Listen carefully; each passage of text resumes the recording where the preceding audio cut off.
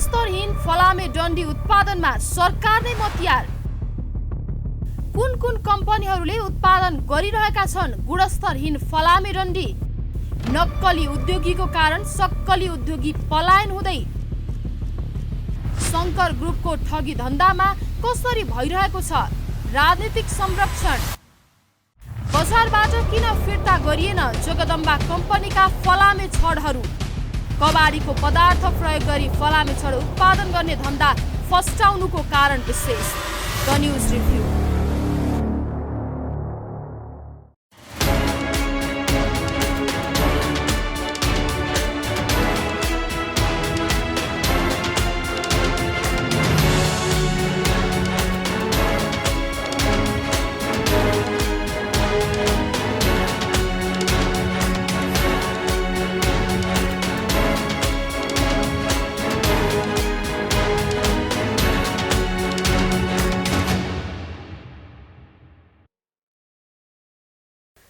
नमस्कार, खास न्यूजको बहुकोणीय चिरफार गर्ने कार्यक्रम द न्यूज रिभ्यूको आजको अङ्कमा स्वागत छ। म रिचा दाहाल। दर्शकवृन्द, आफ्नो जीवनभरको कमाई घर निर्माणमा खर्च गर्ने नेपालीहरूको संख्या उल्लेख्य छ। घर निर्माणका लागि आफ्नो जीवनभरको कमाईले समेत नपुगेर छोराछोरीको टाउकोमा ऋण बोकाएर मर्न बाध्य नेपालीहरूको संख्या पनि उल्लेख्य छ।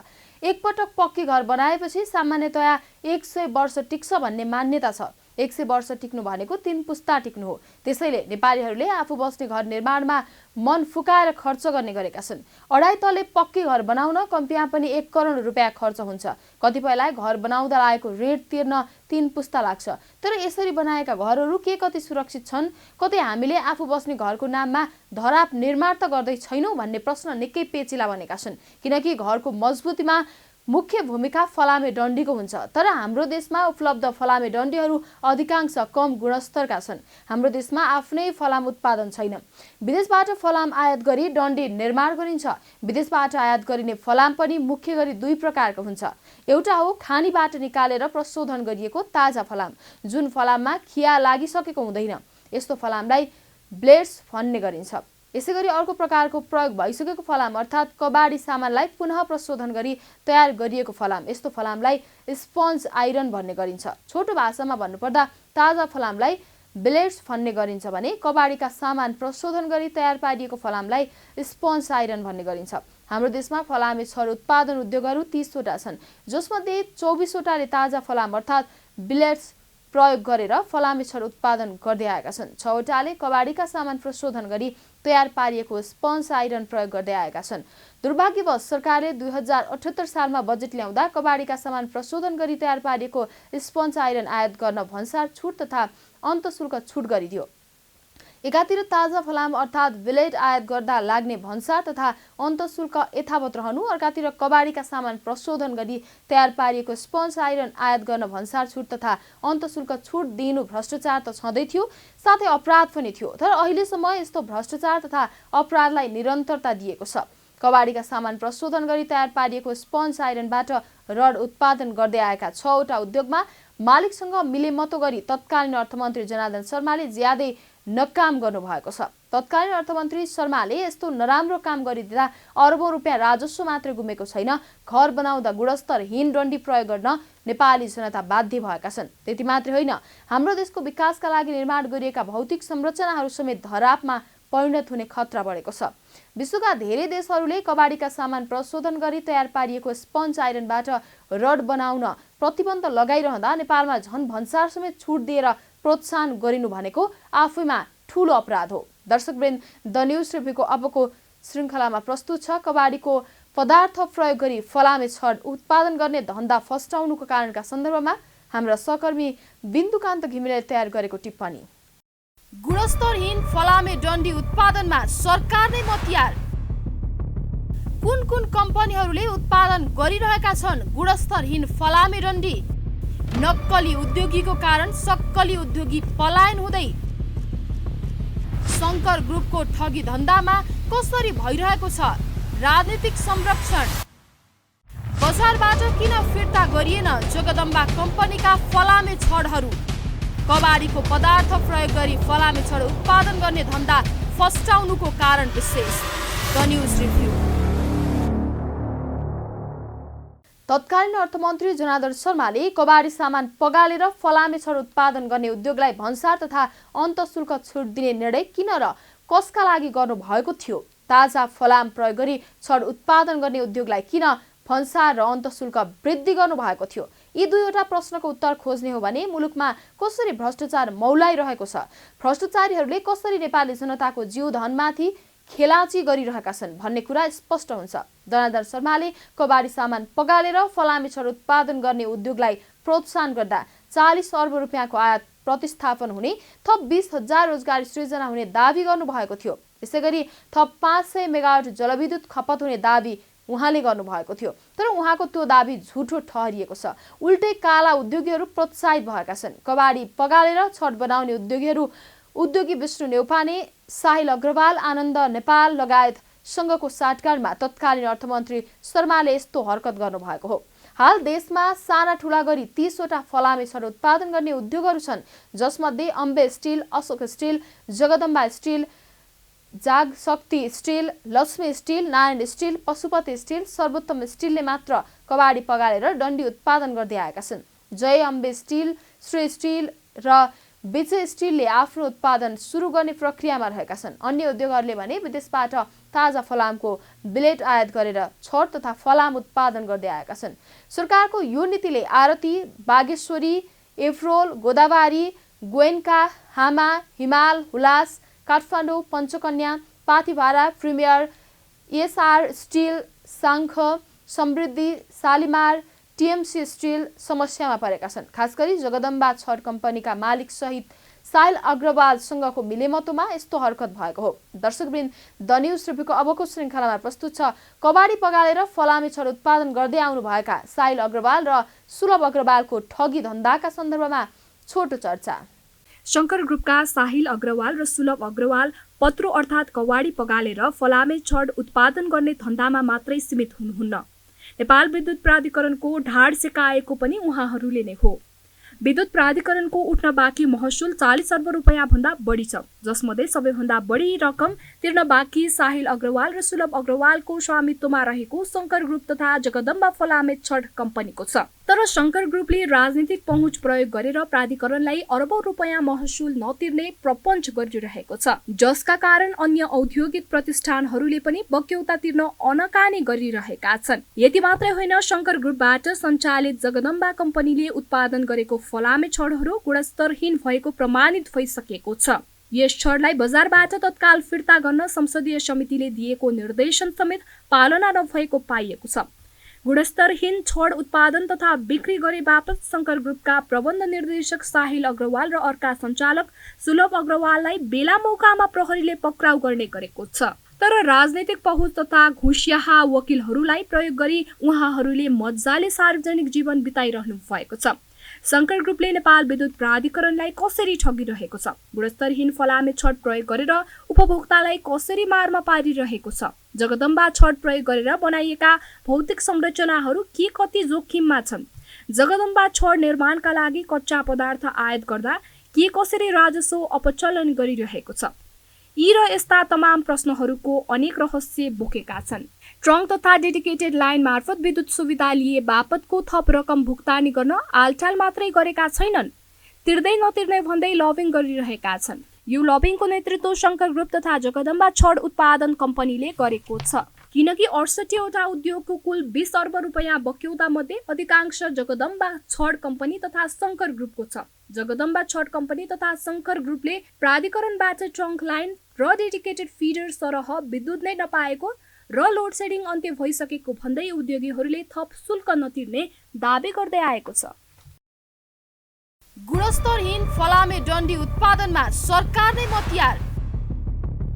कुन कुन कम्पनीहरूले उत्पादन गरिरहेका छन् गुणस्तरहीन फलामे डन्डी? नक्कली उद्योगीको कारण सक्कली उद्योगी पलायन हुँदै शङ्कर ग्रुपको ठगी धन्दामा कसरी भइरहेको छ राजनीतिक संरक्षण? बजारबाट किन फिर्ता गरिएन जगदम्बा कम्पनीका फलामे छडहरू? कबाडीको पदार्थ प्रयोग गरी फलामे छड उत्पादन गर्ने धन्दा फस्टाउनुको कारण विशेष। The news review. नेपाल विद्युत प्राधिकरणका अनुसार जगदम्बा सिमेन्टको 2 अर्ब 50 करोड बक्यौता रहेको छ। जगदम्बा शङ्कर ग्रुपको कम्पनीको उत्पादन हो। साहिल अग्रवालले उक्त कम्पनीको नेतृत्व गर्दै आउनु भएको छ। बारा जिल्लामा फलामे छड उत्पादन गर्दै आएका 4वटा company Ashok steel, Hulas steel, Hama iron, Jagdamba steel मात्र 4 अर्ब बढी विद्युत महसुल तिर्न बाँकी छ। त्यसो त गुणस्तर तथा नापतोल विभागले शङ्कर ग्रुपको जगदम्बा स्टिलद्वारा उत्पादित 16 mm को टिएमटी बार फलामे डन्डी गुणस्तरहीन प्रमाणित गरिसकेको छ। साथै जगदम्बा स्टिलद्वारा उत्पादित फलामे डन्डी बिक्रीमा मात्र होइन उत्पादनमा समेत रोक लगाइदिसकेको छ। त्यसरी रोक लगाएपछि केही वर्ष अघि सोही डन्डी प्रयोग गरेर घर निर्माण गरिसकेका उपभोक्ता समेत त्रसित भएका छन्। गुणस्तर तथा नापतौल विभागले जगदम्बा स्टिल उद्योगबाट उत्पादित फलामे डन्डीको नमुना सङ्कलन गरी आफ्नो प्रयोगशालामा परीक्षण गरेर धेरै ठूला कैफियतहरू फेला परेका थिए। यसरी तोकिएको गुणस्तरको मापदण्ड अनुरूप नपाइएपछि कारबाहीको प्रक्रिया अघि बढाइएको थियो। सङ्कलित नमुना अनुसार जगदम्बा स्टिलले आफ्नो उत्पादनमा कार्बनको मान 0.30% हुनुपर्नेमा अधिकतम 0.35% राखेको पाइएको थियो। यसैगरी सल्फरको परिणाम 0.055% हुनुपर्नेमा अधिकतम 0.060% भेटिएको विभागले जनाएको छ। मापदण्ड परीक्षण गर्ने क्रममा सो उद्योगको डन्डी न्यून गुणस्तरको पाइएकाले नेपाल गुणस्तर प्रमाण चिन्ह ऐन 2037 तथा नियमावली 2040 को नियम 16 बमोजिम कानुनी प्रक्रिया कारबाही अघि बढाइएको विभागले जनाएको छ। गुणस्तर तथा नापतोल विभागका अनुसार जगदम्बाले डन्डी उत्पादन गर्दा मापदण्डभन्दा बढी केमिकल प्रयोग गरेर गुणस्तरमा बेवास्ता गरेको भेटिएपछि त्यस प्रकारको गुणस्तरहीन डन्डी बिक्रीमा रोक लगाइएको हो। गुणस्तर तथा नापतोल विभागले बाराको सिमरा स्थित उद्योगमा मौजदात रहेको 16 mm का करिब 300 टन डन्डी विभागको प्रतिनिधिको रोहबरमा स्क्रैप नष्ट गर्न विभागबाट प्राविधिकको टोली खटाएको थियो। तर घुस खुवाएर नष्ट नगरिदा उपभोक्ता मारमा परेका छन्। जगदम्बा छड प्रयोग गरेका आम उपभोक्ता भने आफ्नो घर जुनसुकै समयमा पनि भत्कन सक्ने भन्दै चिन्तित भएका छन्। शङ्कर ग्रुपद्वारा उत्पादित जगदम्बा ब्रान्डका गुणस्तरहीन फलामे डन्डी प्रयोग गरेर घर बनाएका सर्वसाधारण आफ्नो घर जुनसुकै समयमा पनि भत्कन सक्ने भएले चिन्तित भएका हुन्। आखिर किन कारबाही हुँदैन त गुणस्तरहीन फलामे छड उत्पादन गर्नेहरूलाई? दर्शकवृन्द, द न्यूज रिभ्यूको अबको श्रृङ्खलामा प्रस्तुत छ यसै सन्दर्भमा छोटो चर्चा। गुणस्तर तथा नापतोल विभागका अनुसार परीक्षणको क्रममा जगदम्बा स्टिलको फलामे डन्डीमा केमिकलको मात्रा धेरै पाइएको छ। सल्फर कार्बनको मात्रा बढी हुँदा रड कडा बन्छ। रडमा डक्टिलिटी नरमपना वा तन्किने शक्ति कम हुँदा बङ्ग्याउँदा भाँचिन्छ, जसका कारण जगदम्बाले बजारमा पठाएका फलामे डन्डी प्रयोग गरेर घर निर्माण गरेका उपभोक्ता समेत थप चिन्तित भएका हुन्। उदाहरणका लागि काठमाडौँ महानगरपालिका 16 घरिबोट बोहरा टारका श्रीकृष्ण भट्टराईले घर निर्माण गर्दा जगदम्बा स्टिलको 16 mm को डन्डी भाँचिएको फेला परेको थियो। सो डन्डी गुणस्तरहीन भएको भन्दै घरधनी भट्टराईले गुणस्तर परीक्षण, क्षतिपूर्ति र कारबाही माग गर्दै निवेदन दिएपछि विभागले परीक्षण गरेको थियो। अनुसन्धानको क्रममा फलामे डन्डी उत्पादन गर्न उच्च गुणस्तरको ब्रेड प्रयोग गर्नुपर्नेमा जगदम्बाले कौवाडी मार्फत सङ्कलन गरेका टुक्रा पगालेर ब्रेड बनाई प्रयोग गर्दै आएको पाइएको छ। जगदम्बाले गुणस्तरमा यस्तो लापरवाही भेटिएपछि अन्य उपभोक्ताको हितका लागि यस्तो कमस्तर डन्डी बिक्रीमा रोक लगाउनुपर्ने अवस्था आएको विभागले जनाएको छ। यसअघि पनि जगदम्बा स्टिलका उत्पादनमा धेरै पटक प्रश्न उठेको थियो। समस्या आएका ठाउँमा सो कम्पनीले आफ्ना प्रतिनिधि पठाएर सम्झौता गर्दै आएको पाइएको छ। जगदम्बा डन्डी प्रयोग गरेर निर्माण गरिएका घर लगायत भौतिक पूर्वाधार कमजोर देखिए सुरक्षाका लागि बिमा गरिदिने र थप केही दुर्घटना भए जिम्मेवारी लिने गरी उपभोक्तासँग उसले सम्झौता गर्दै आएको थियो। यसअघि जगदम्बाको डन्डी प्रयोग गरेर बनाइएका अन्य 100 घरको पनि यसरी नै बिमा र लाइफ ग्यारेन्टीको सम्झौता गर्न सक्छ भन्ने प्रश्न समेत सर्वत्र उठ्न थालेको छ। आखिर कति घोटाला गरेको होला त शङ्कर ग्रुपको जगदम्बाले भन्ने छानबिन हुन जरुरी छ। गुणस्तरहीन फलामे डन्डी उत्पादनमा सरकार नै मतियार। कुन कुन कम्पनीहरूले उत्पादन गरिरहेका छन् गुणस्तरहीन फलामे डन्डी? नक्कली उद्योगीको कारण सक्कली उद्योगी पलायन हुँदै शङ्कर ग्रुपको ठगी धन्दामा कसरी भइरहेको छ राजनीतिक संरक्षण? बजारबाट किन फिर्ता गरिएन जगदम्बा कम्पनीका फलामे छडहरू? कबाडीको पदार्थ प्रयोग गरी फलामे छड उत्पादन गर्ने धन्दा फस्टाउनुको कारण विशेष। The news review. भन्सार विभागले सार्वजनिक गरेको आर्थिक वर्ष 2078-79 को वैदेशिक व्यापारको तथ्याङ्क अनुसार स्पन्ज आइरनको आयात अघिल्लो आर्थिक वर्षको तुलनामा 3 गुणा बढीले बढेको छ। प्रतिस्थापन बजेटमा जनार्दन शर्माले स्पन्ज आइरनको आयात गरेर नेपालमै ब्लेड बनाउने सीमित घरानाहरूलाई पोस्ने नीति लिँदै स्पन्ज आइरनको आयातमा भन्सार र अन्तशुल्क छुट व्यवस्था गरिदिनु भयो, जसका कारण 1 वर्षमै मानव स्वास्थ्यका लागि हानिकारक मानिने इन्डक्सन फर्नेस विधिबाट ब्लेड बनाउनका लागि साहिल अग्रवाल लगायतका केही उद्योगीहरूले 3 गुणा बढी स्पन्ज आइरन भित्राए। आर्थिक वर्ष 2077-78 मा 7 अर्ब 87 करोड 96 लाख 68 हजार मूल्य बराबरको 1,91,595 मेट्रिक टन स्पन्ज आइरन आयात भएको थियो। तर गत आर्थिक वर्ष 2078-79 मा 23 अर्ब 98 करोड 16 लाख 80 हजार मूल्य बराबरको 4,15,733 मेट्रिक टन स्पन्ज आइरन भित्रिएको छ। नेपालमा हाल सीमित उद्योगहरूले मात्र स्पन्ज आइरन ल्याएर ब्लेड बनाउँदै आएका छन्। जनार्दन शर्माले सीमित उद्योगीलाई पोस्न मोटो रकम लिएर यो नीति ल्याएको भन्दै आलोचना हुने गरेको छ। जगदम्बा उद्योगले टुक्रादेखि खिया लागेर काम नलाग्ने कबाडी फलाम समेत सङ्कलन गरेर प्रोत्साहन गरी नयाँ छड बनाउने गरेकाले ठूलो समस्या आएको तथ्य गुणस्तर तथा नापतोल विभागले फेला पारेको छ। जगदम्बाले थोत्रा फलाम पगाल्न भट्टी बनाएको छ। उच्च तापक्रममा फलामका थोत्रा सामान पगालेर लिक्विड आइरन बनाइन्छ। क्रमशः तापक्रम घटाएर फलामको ब्लेड बनाइन्छ, त्यसलाई रड बनाउन प्रयोग गरिन्छ। यस्तो कबाडी फलाम पगालेर बनाइने रड भन्दा प्राइमरी ब्लेडबाट बनाइएको रड गुणस्तरीय हुन्छ। प्राइमरी ब्लेड भन्दा सेकेन्डरी ब्लेड प्रयोग गर्दा लागत कम पर्छ। अधिकांश उद्योगमा प्राइमरी ब्लेड र सेकेन्डरी ब्लेड प्रयोग गर्ने गरिन्छ। प्राइमरी ब्लेडमा खानीबाट ल्याएको कच्चा पदार्थलाई पहिलो पटक प्रयोगमा ल्याइएको हुन्छ। सेकेन्डरी ब्लेडमा खेर जाने खालका कबाडी फलाम रिसाइकल गरेर ब्लेड बनाई प्रयोग गरिन्छ। अहिले शङ्कर ग्रुपको जगदम्बा उद्योगले कबाडी ब्लेडबाट बनाएकोले छड गुणस्तरहीन पाइएको हो। हरेक मानिस आफ्नो जिन्दगीभरको कमाई लगानी गरेर घर बनाउन लाग्दा गुणस्तरीय सामान प्रयोग गर्न चाहन्छन्। अझ घरको मेरुदण्ड भनेको घरमा प्रयोग हुने फलामे छड नै हो, जसले घरलाई मात्रै होइन सो घरमा बस्नेलाई पनि जुनसुकै विपत्तिबाट बचाउन सक्छ। तर त्यही मेरुदण्ड कमजोर भयो भने मानिसले निकै तनाव भोग्नुपर्छ। हो, त्यस्तै तनाव अहिले जगदम्बा स्टिलका छड प्रयोग गर्ने आम उपभोक्ताले भोग्नु परेको छ। नापतोल तथ्याङ्क गुणस्तर विभागले मात्र होइन, सम्पत्ति शुद्धिकरण अनुसन्धान विभागले पनि शङ्कर ग्रुप मार्फत सञ्चालित सम्पूर्ण लगानीका कम्पनीहरूमाथिको छानबिन प्रक्रियालाई तीव्रता दिएको छ। तर राजनीतिक पहुँचका कारण सम्पत्ति शुद्धिकरणको कारबाही प्रक्रियाले पनि तदारुकता लिन सकेको छैन। दर्शकवृन्द, द न्यूज रिभ्यूको अबको श्रृङ्खलामा प्रस्तुत छ शङ्कर ग्रुप सरकारभन्दा पनि कसरी बलियो हुन पुग्यो भन्ने सन्दर्भमा छोटो चर्चा। शङ्कर ग्रुपले सर्वसाधारणदेखि लिएर ठूला ठूला विकास निर्माणका काममा समेत जगदम्बाका गुणस्तरहीन डन्डी बिक्री गरेको प्रमाणित भएपछि अख्तियार दुरुपयोग अनुसन्धान आयोगले समेत यस प्रकरणलाई गम्भीर चासोका रूपमा लिएको छ। अख्तियारले शङ्कर ग्रुपको ठगी धन्दामाथि छानबिन गरिरहेको गुणस्तर तथा नापतोल विभाग र सम्पत्ति शुद्धिकरण अनुसन्धान विभागको छानबिन कार्यमाथि समेत निगरानी गरिरहेको छ। अख्तियार स्रोतका अनुसार यस्तो अवस्थामा सरकारी निकाय र शङ्कर ग्रुप बीच मिलेमत्तो भएको पाइएमा अख्तियार आफैलाई छानबिन गर्नेछ। तर शङ्कर ग्रुपको राजनीतिक तथा न्यायिक क्षेत्रमा भएको पहुँच कम डरलाग्दो छैन। उदाहरणका लागि कोरोना कालको लकडाउनका बेला थर्मल गनको कालो बजारी गर्दै गर्दा शङ्कर ग्रुपका सञ्चालक सुलभ अग्रवाल रङ्गे हात पक्राउ पर्नु भएको थियो। तर हतार हतार धरोउटी राखेर काठमाडौँ जिल्ला अदालतबाट उहाँ छुट्नु भयो।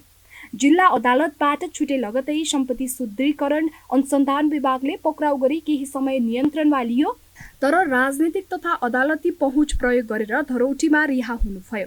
हाम्रो मुलुक कंगाल भएको यस्तै हरकतका कारण हो। देशको कुल राजस्वले कर्मचारी समेत पाल्न नसक्ने अवस्था सृजना हुनुमा शङ्कर ग्रुपको धन्दा एउटा उदाहरण हो। तत्कालीन अर्थमन्त्री जनार्दन शर्माले स्वार्थ समूहको अनुकूल हुने गरी नीतिहरू ल्याएको छताछुल्ल भइसकेको छ।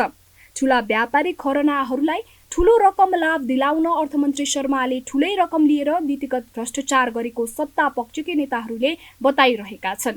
तत्कालीन अर्थमन्त्री शर्माबाट लाभ लिने एउटा स्वार्थ समूह मध्येको एउटा हो शङ्कर ग्रुप। जगदम्बा स्टिल र यो ग्रुपका अन्य व्यापारबाट तत्कालीन अर्थमन्त्री शर्माले अहिले पनि कमिसन पाउने गर्नुभएको जानकारहरू बताउँछन्। किनकि उहाँले आफू अर्थमन्त्री हुँदा बजेट मार्फत साहिल अग्रवालले जगदम्बा स्टिललाई स्पन्ज आइरनको आयातमा भन्सार र अन्तशुल्क छुट दिनुभएको थियो। त्यति मात्रै होइन, बजेट मार्फत मासिक 1,50,00,000को बिजुली छुट दिने घोषणा नै गरिदिनु भएको थियो। स्पन्ज आइरनको आयातमा तत्कालीन अर्थमन्त्रीले नीतिगत रूपमै स्वार्थ समूहलाई लाभ दिलाइदिएको र यसबापत मन्त्री शर्माले पनि सोही अनुसारको लाभ लिइरहेको तथ्य सार्वजनिक भइसकेको छ। यसबारे अर्को कुरा के पनि खुलेको छ भने बिलेटको नेपाल गुणस्तर NS नै छैन। स्पन्ज आइरन ल्याएर बिलेट बनाउने र स्पन्जको आयातमा भन्सार र अन्तशुल्क छुट लिँदै आएका साहिल अग्रवाल समूहले नै बिलेटमा NS नतोक्न लबिङ गरिरहेको पाइएको छ। नेपाल गुणस्तर तोकिँदा नेपालमा बन्ने बिलेटबाट 50 डिली फलामे डन्डी नबन्ने र ठुला पूर्वाधारमा 50 डी नै अनिवार्य भएकोले साहिल अग्रवालहरूले बिलेटमा गुणस्तर तोक्ने नदिएको स्रोत बताउँछ। गुणस्तरहीन फलामे डन्डी उत्पादनमा सरकार नै मतियार।